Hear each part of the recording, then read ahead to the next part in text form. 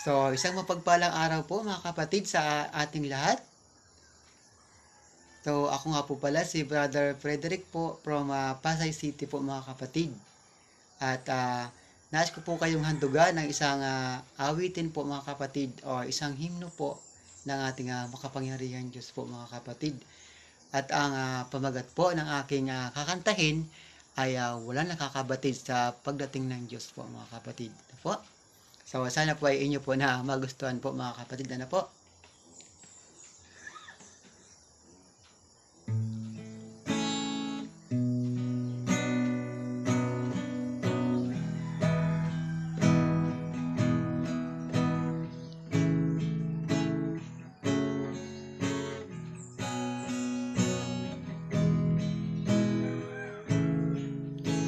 Walang may kamalayan sa pagdating ng Diyos. Walang sumalubong sa pagdating niya. Higit pa walang may alam sa gagawin ng Diyos. Walang may alam na gagawin niya. Buhay ng tao'y sadyang hindi nagbabago. Kasama natin ang Diyos, gayang karaniwang tao. Bilang pinakahamak sa lahat ng tagasunod, bilang karaniwang mananalig, may sarili siyang hangarin at layunin. May pagka-Diyos siyang di taglay ng tao. Walang nakabatid ng kanyang pagka-Diyos o ang kaipan kanyang diwa sa tao.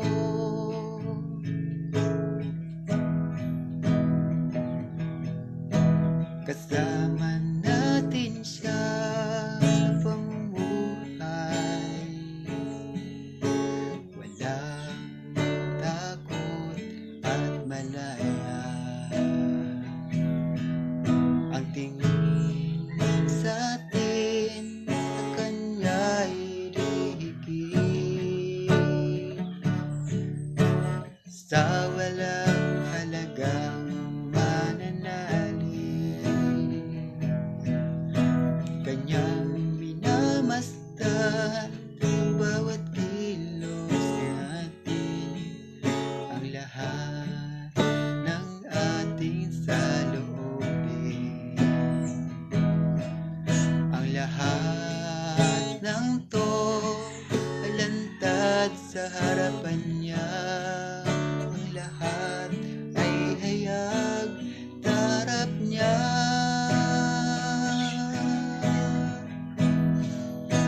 Walang may pakialam sa pag-iral ng Diyos. Walang nakaisip na tungkulin niya. Higit sa lahat, walang sinuman naghinala tungkol sa kung sino siya.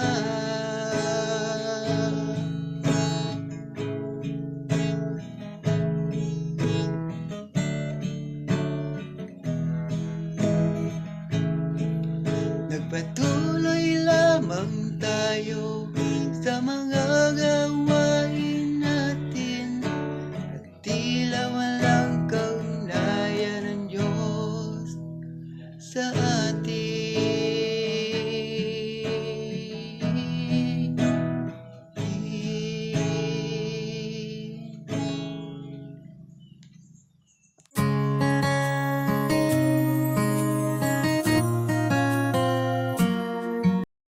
magandang araw po sa inyo po mga kapatid. So ako nga po pala si Sherlyn Viñas. Andito po ako para po na mag-alay po ng isang napakagandang hymn po sa mga salita po na makapangyarihang Diyos.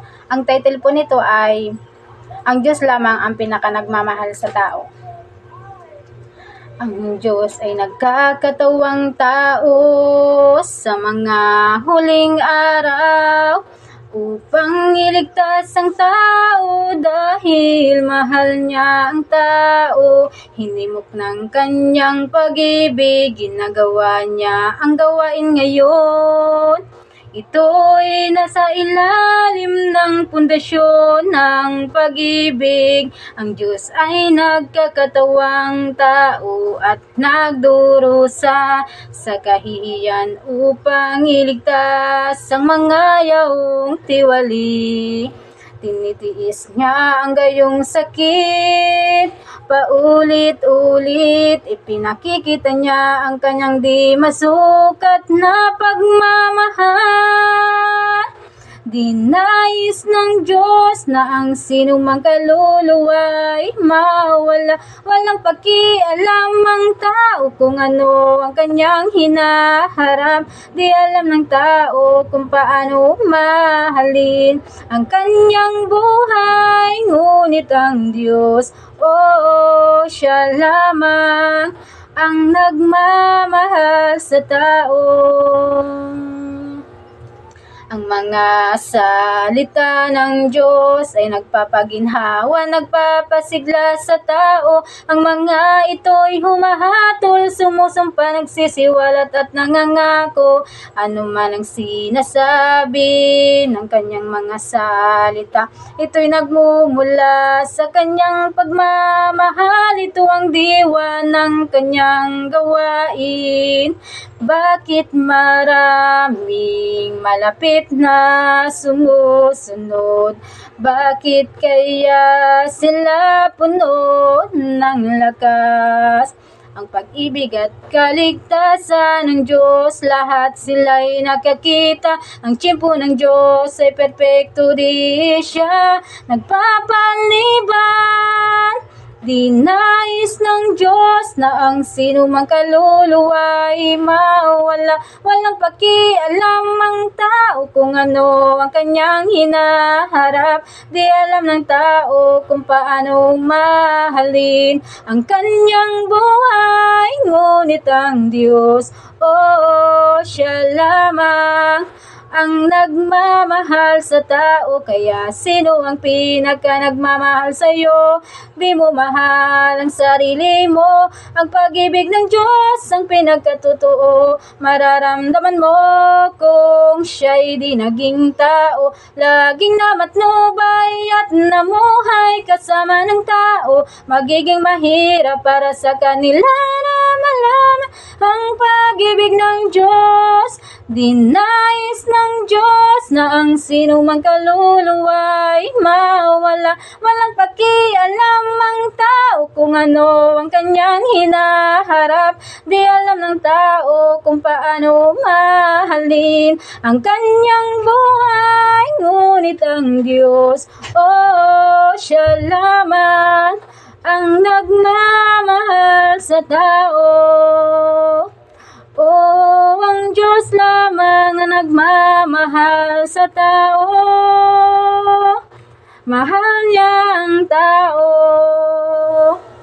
So, amen po mga kapatid. So, ayun po mga kapatid, maraming salamat po. So, ayun po mga kapatid, kung gusto niyo pong matuto po ng isang napakagandang himno po na kumanta po ng napakagandang himno po, ay mangyari pong piliin po ang aking pangalan at ako po ay willing po na magturo po sa inyo kung paano po na matuto po na magkanta po ng napakagandang himno po na sa mga salita po na makapangyarihang Diyos. So, amen and thanks God po mga kapatid.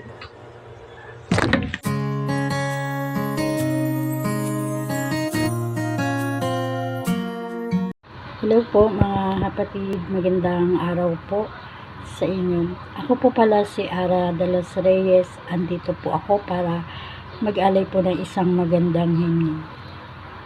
Ang kakantahin ko po at pinamagatang Ikaw ang aking tunay na buhay. Tara po, sabayan niyo po ako. Maputlang mukha, padulong ako'y malungkot at malumbay. Pangarap ko man nakatayo'y malayo pa rin, dahil tayo'y di magkakilala. Kumikinang ang dangal sa mabait mong mukha. Puso mo'y maganda, malambot, di kayang ilarawan ng mga salita.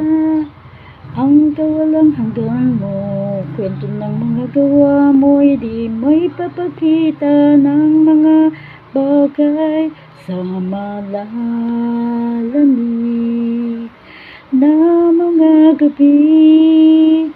Init mo'y aking tinatamasa, muling nabuhay, sinalubong ko ng bagong buhay. Buhay ko'y puno ng sigla,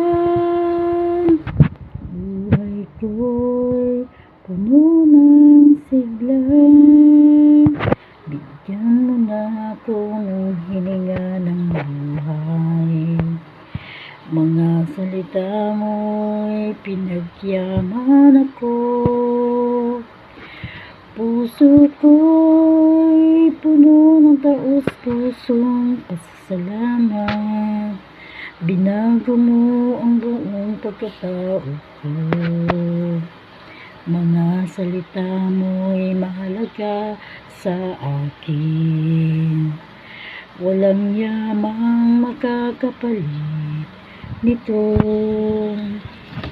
Ni bundok o distansya, di ka kayang iwanan. Ito'y lihim sa puso ko.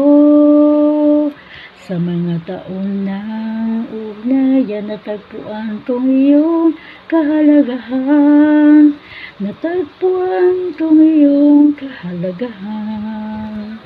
Sa lahat ng makamundong bagay, walang makakapantay. Ikaw ang natatangi ng sangkatauhan. Ikaw ang natatangi ng sangkatauhan. Sa mga taon ng ugnayan, natagpuan kong iyong kahalagahan. Natagpuan kong iyong kahalagahan. Sa lahat ng makamundong bagay, ang makakapantay, ikaw ang natatangi ng sangkatauhan. Ikaw ang natatangi ng sangkatauhan. Amen po mga kapatid.